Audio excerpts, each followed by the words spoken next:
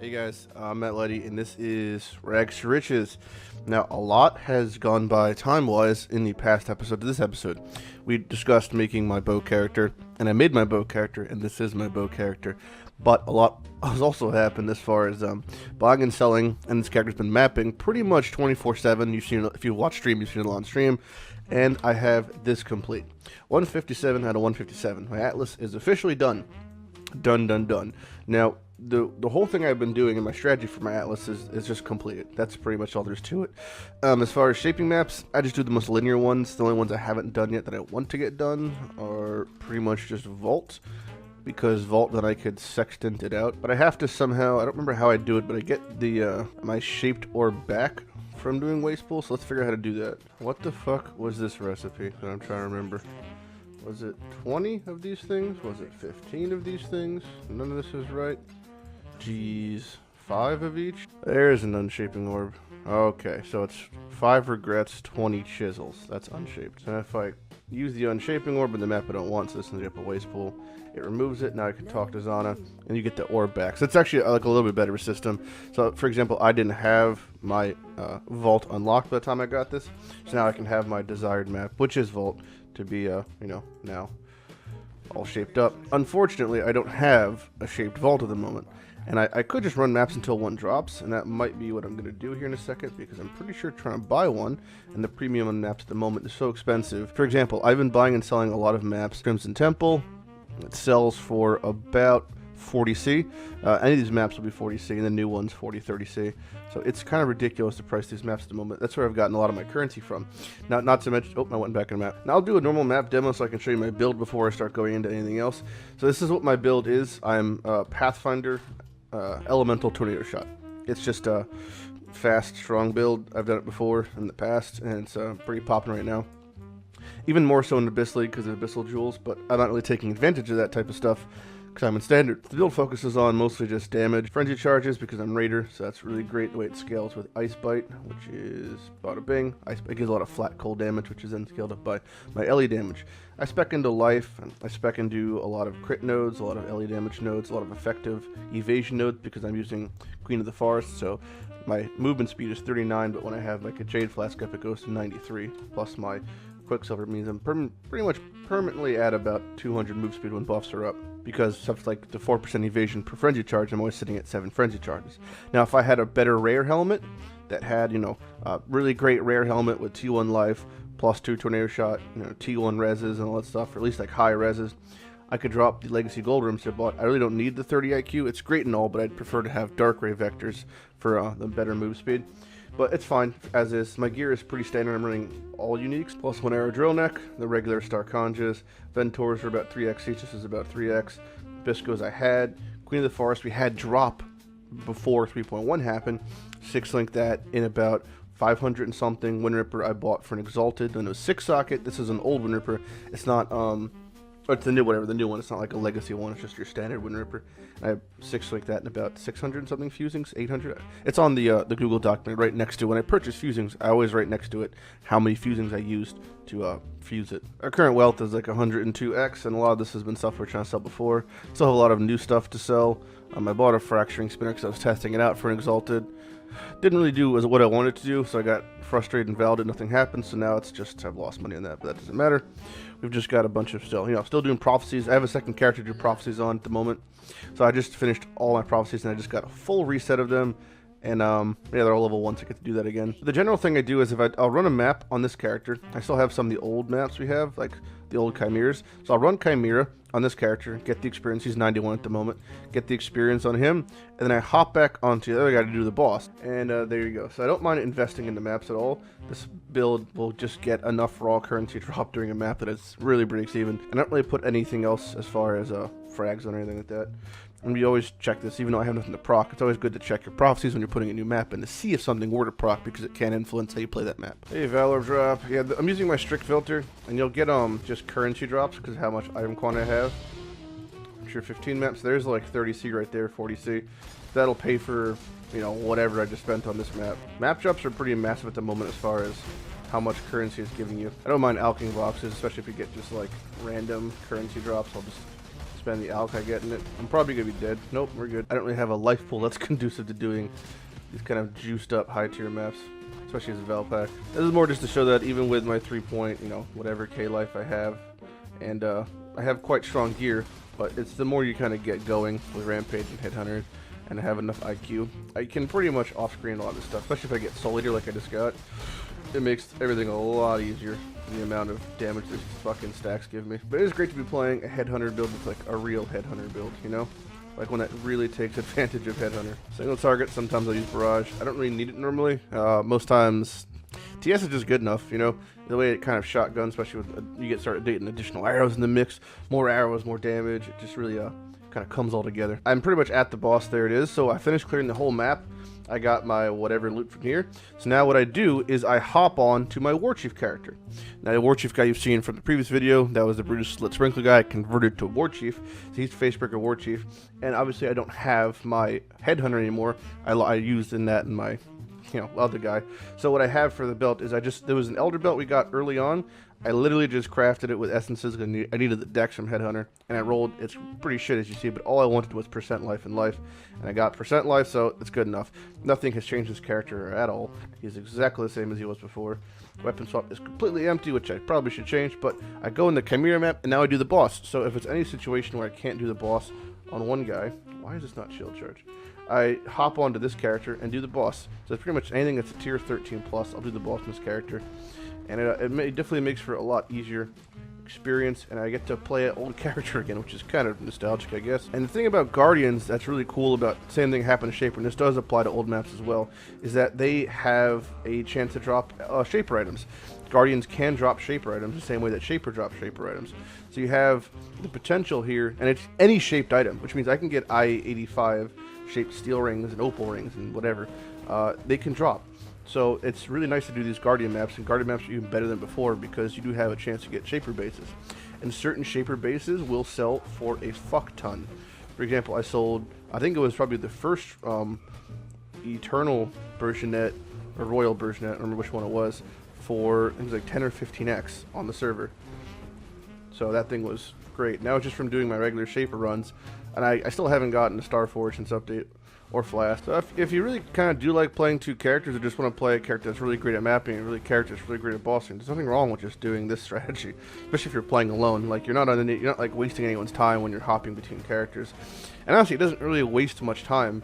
The speed it takes for me to clear a map and the speed it takes for me to do the boss is the same as if I was playing a build that was okay at doing both. It's just this way. I have 100% like proficiency at each task. Hopefully we get a Shaper item so we can show you what that's all about. And we did not. Sad face. But I can show you my Shaper tab at the moment. It's okay. We've gotten some cool things. It's pretty much this tab. So of the Shaper Elder Mems, we've got some ID6s, ID5s. Scepters are worth a lot. These will always sell for an Exalted. Maybe 2 if it's ID2. So that's easy money right there. You can just sell those off. And then we have, Wand, Wraith Axe. But yeah, you get the idea. A lot of these things will sell for a lot. It's kind of crazy. Now I clean up on this character, and we hop back to the mapping character. I rinse, repeat. That's pretty much the strategy. But let me show you what it's like to do a map that I just do by myself with the mapping character, and how I invest in that. So it looks like Shape Vault is 14C. Let's see if it actually purchases. Alright, so it's buying for 15C. So that's 15C. We want to do the tally. We're not going to make currency, I don't think, in the short term in this, but let me show you. In the long term, you will make currency on vaults. We're going to do the Sextant shenanigans in real time. So this is our map. It's a fine map. Nothing too crazy about it, so I'll be able to do it with my build without much issue. Demons are a little bit annoying, but that doesn't matter. So our bordering maps are 1, 2, 3, 4, 5, 6. 6 bordering maps. So we take out a bunch of fucking Sextants here. Put them all in afterwards, and we have our maps. Okay, so Sextant Blocking. First thing is you have this Sextant is touching this Sextant, so that means if I put on a shitty mod on this one, this thing can't roll it. That's the general strategy because it's sharing a circle.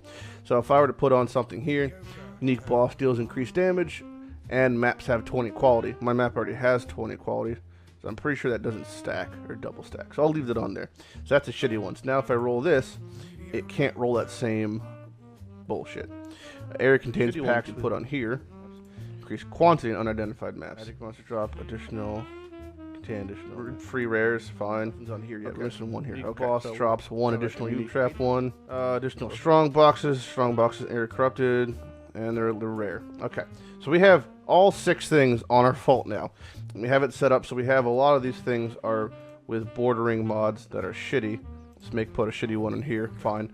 And now, so our thing is basically sextant blocked, as in we have the first tier of things good, and the second tier of things bad touching the first tier of things, meaning they can't roll the same mods. I know it's a really dumb system, but that's what we have at the moment.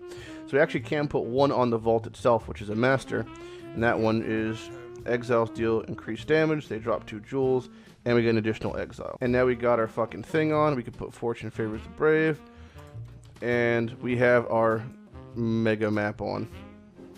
Everything goes to 2 because our map just went on. So this is going to be hype, just like as big as Sextant Blocked and Juiced map as possible. You can see on the right side it's just a real shit show of mods over there. And we gotta just, it's also Elder touched on top of all the things that's now occurring. So now we get to actually do the map after 10 minutes of talking about doing the map. And we're gonna get our currency back. And that may sound like a crazy thing, but because of how much IQ I have, and because of how many mods are on the map, we'll actually get returns here. To show you how much there's just so much stuff on the floor. So it's gonna be, yeah, it's gonna be a lot of shit. I think this is also the most fun way to play Path, although I think it's bad for the game, the whole sextant blocking thing. I do enjoy that how much, like, you know, playing an MF, or especially in this setting, on an Elder map, on especially one such as Vault, that's shaped, and you have all the fucking mod, like just everything on a map. Investing heavily into maps, I think is great for the game. I just think that the sextant system in itself is a bit unintuitive. By a bit I mean extremely, but it sure is cool. Don't get PK'd by barrels, they'll kill you. So there's a hoarder card, 1/12 an Exalted Orb, which is an Exalted Orb, so that's about 10C. 10C that just dropped, give or take. If I had the option of putting Breach on, I 100% would. Let me just say that right now. That's why leveling Zon is so important. It's a real process to get Zon up, just time-wise. So every day I'm doing it, every day I'm doing Gracious Master. And we'll get there sooner than later. Alright, so now we're going to hop on the bossing character, our War Chief Totem guy. And we're going to kill the boss, because the way that Vault Boss works is the longer he's alive for, he has a chance of converting more of those gold piles, which means I get less things to click, which is not something I want. Okay, perfect. So that was a perfect boss kill. He didn't spawn a single one of the things. So now we could loot. We got a Poor Joys and 2 ship maps.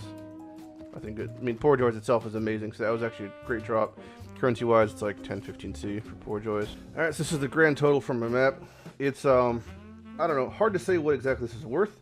We'll probably put it at around 25-30C, which is not crazy, considering how much we invested into the map. But the outside framework of the sextant blocking stays. The only thing that changes is the inside circle. This will all stay the same. Everything on the outside changes as far as sextant blocking goes. In any shape vault we get in the future, we can run the same way.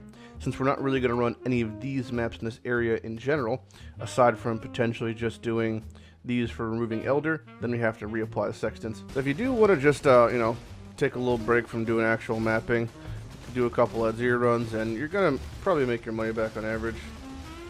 So right there in my inventory, because of the maps, they'll sell for, even if it's a chaos each, which I know they'll sell for more actually, you're looking at, you know, 4 or 5C in currency returns. And if you get, you know, other stuff to drop, you might make a little bit more money back. In my scenario, I got a Rage, I got a bunch of trash, but Spiral Lair will sell. Volcano is okay. Iceberg is like 2-3C though. But yeah, there you go. There's your money back, like no problem. So that's not including the boot drop, which I'm just going to val anyway, probably. Breaches is really great with Biscos. It's really great with this amount of MF gear. So let's give you a little example of a little rundown of what that's like. And again, because the way that the instance works, it's so great for hopping off to a bossing character at the end. You know, I can fully clear the entire place with my bow guy, and then for the boss, I just hop on the War Chief guy. I don't bother picking up anything because I'm just going to pick it up with my other guy when he comes back. Rampage is also nice because if you ever wanted to know how many mobs spawn in an instance, there's your counter. Just can tell you straight up. So we're coming to the end of the breach now, just as I'm going to get Soul Eater, which is unfortunate. So there's the end of the breach, 825 mobs. I drop a TP, log on to my bossing character. Let's do it on him. Total breach zone is 5C. 5C, not 8C. 5 to 6C. So that's really fucking cheap. And to do it is really fucking easy. It takes 2 seconds there. And there's our 1. So we're going to backtrack and we'll do the tally at the very end of how much we got. Alright, so the grand total of this is what we got from doing the 1 total breach. The 5C total breach has gotten us for sure more than 5C here. Maybe like 6 or 7. Total Born Again sells for chaos, maybe 2 because of people use it for leveling. So breach stones are still great, especially the cheap ones. Not even including drops you get. So that wraps up the introduction to my Windripper mapping character and the progression of my Facebreakers War Chief bossing guy. And the next episode will show some specific investments we're making, along with how I crafted some gear you're seeing here, and the progression of the character into the future and possibly towards the grind to 100, along with min-maxing enchants, battle implicits, and shit like that. So if you have any questions on the build, I will make a build guide in the near future. And any questions on Rags2Riches in general, feel free to ask them. I'm Lighty, and have a good day.